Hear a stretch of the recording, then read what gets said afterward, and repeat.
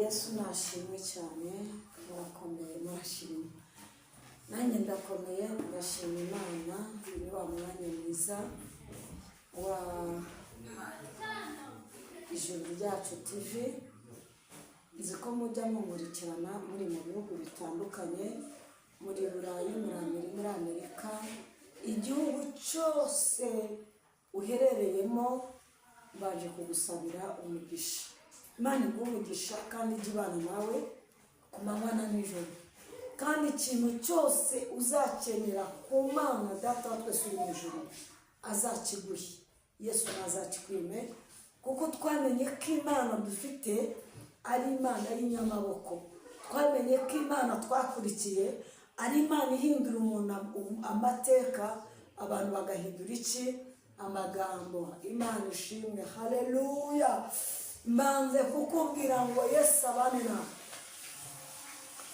Nje muri kumva rero naho bari Yesu anje muranzi, ntabwo najya kuvuga byinshi musuko mutanzi muranzi cyane, ariko Imana ishobora byose, ijye bigaragariza, ijye bitangura, ibyo ubona bidashoboka ndabizi neza ko ku Mana bigeze bite bishoboka. Ibyo ubona bidashoboka uyu munsi wa none kuri Yesu bigeze bite birashoboka.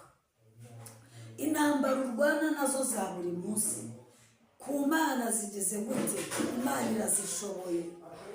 Imana ishimwe cyane. Dufite Imana ikomeye, niko navuga.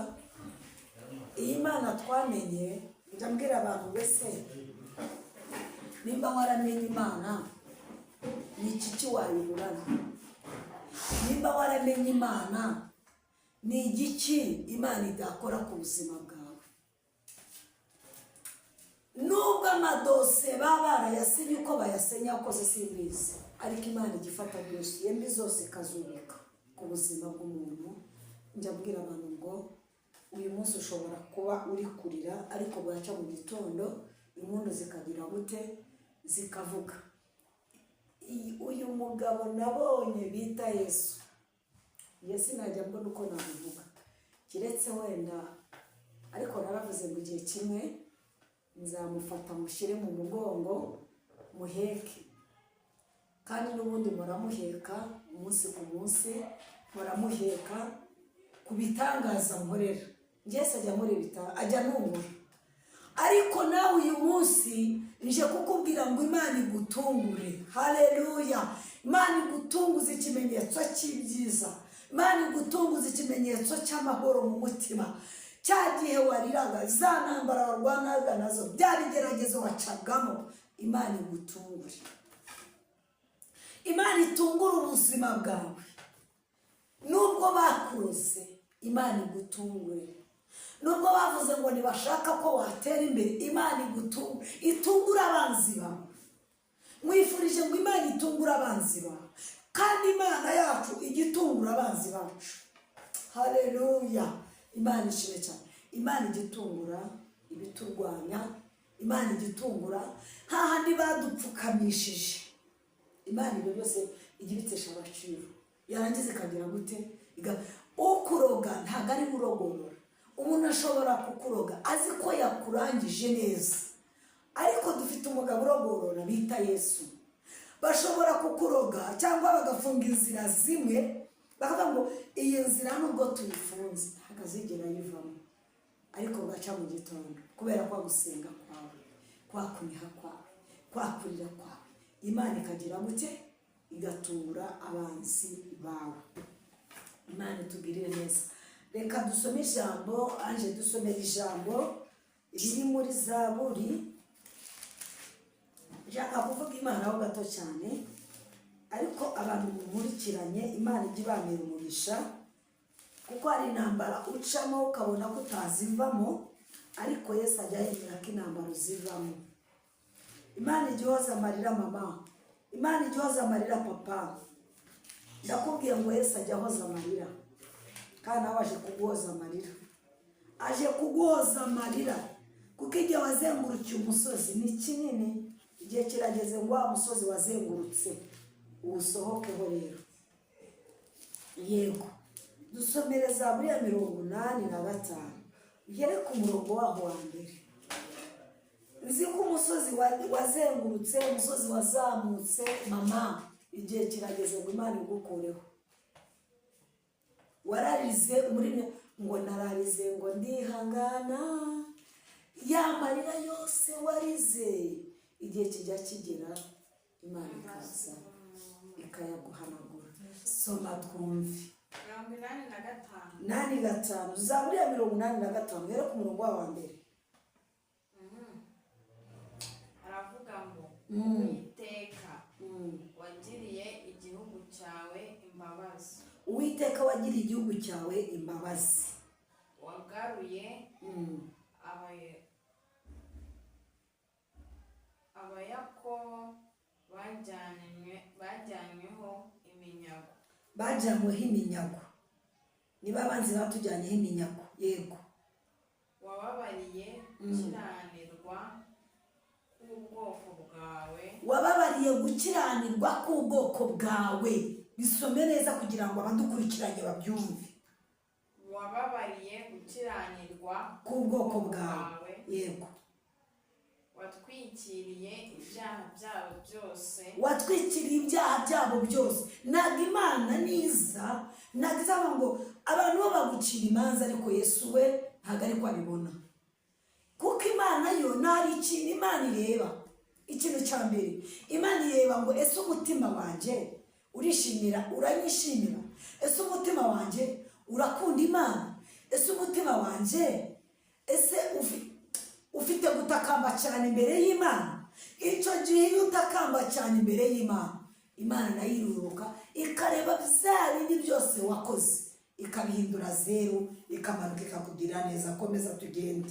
Wakuyeho umujinya wawe wose. Wakuyeho umujinya wawe wose. Umujinya wawe umujinya Imana yari igufitiye. Iyo umaze kuza imbere y'Imana, umaze gukizwa, umaze kuva mu byaha, umaze kuva mu busambanyi, umaze kuva mu bujura, umaze kuva mu kugambana, umaze kuva mu matiko adashira, wa mugore wa mugabo, umaze kuva mu bintu byose we waruhagazemo, Imana iraza ikagira muti ikakugirira ibambe n'impuhwe. Komeza.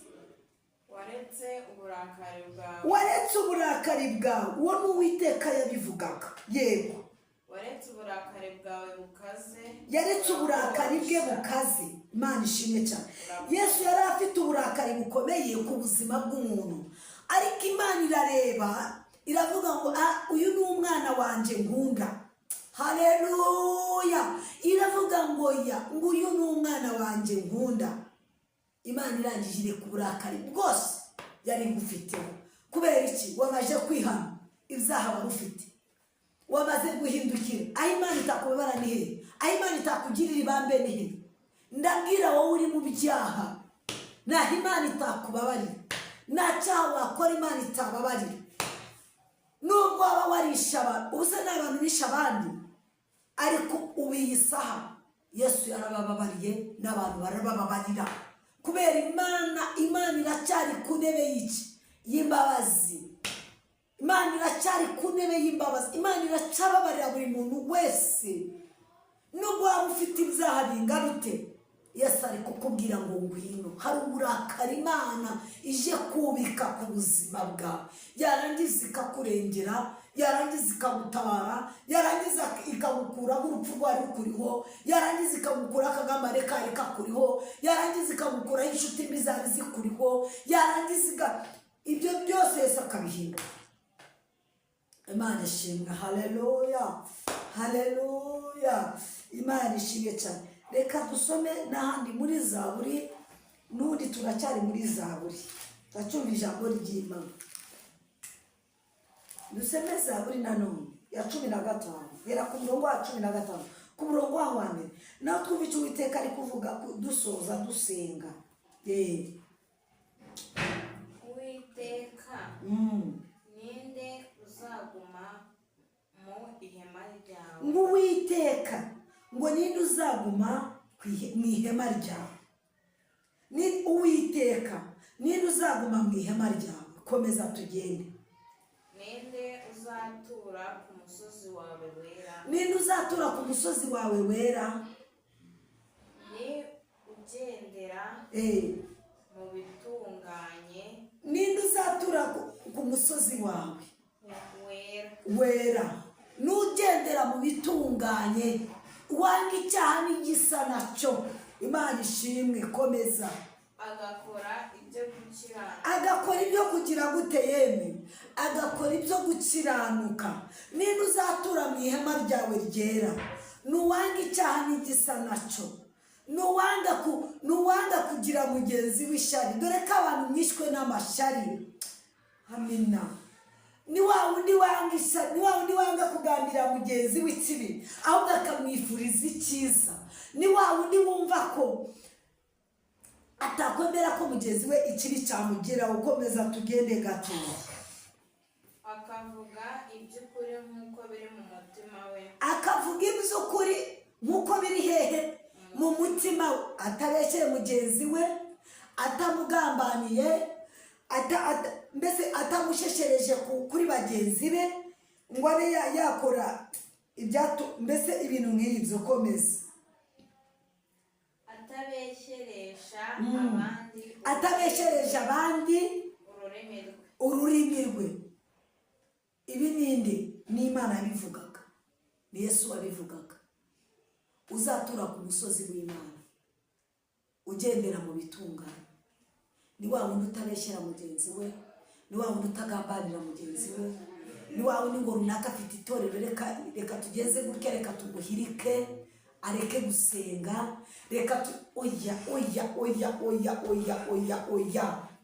Ntabwo Imana ibyo bikunda. Nimba wanabikoraga uri umupasiteri, nimba wabikoraga uri umushumba, nimba wabikoraga uri umudiyakoni, nimba wabikoraga uri umuririmbyi, ntabwo Yesu ibyo abyishimira.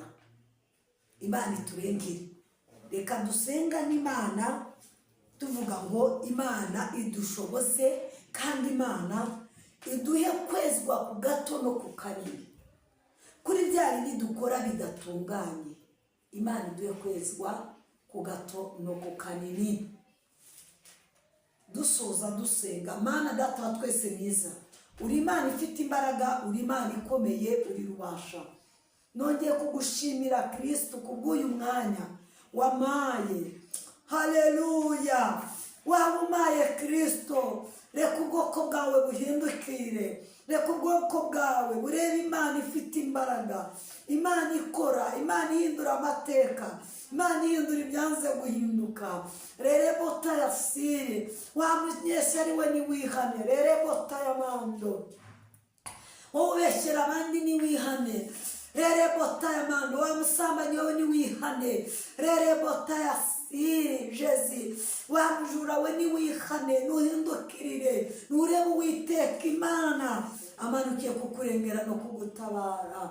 Urakoze Yesu, urakoze Nyir'ubutware, urakoze kubwigire neza ubwoko bwawe, urakoze kugutabara ubwoko bwawe. Ngaho nyemera Mwami w'abami, wumvishije ijambo rimugereho, rimukoreho cyane, rihindura ibyanze guhinduka mu mutima we. Kandi rere bota ya siri Jezi, urwanya ibibarwanya, uhiga ibibahiga.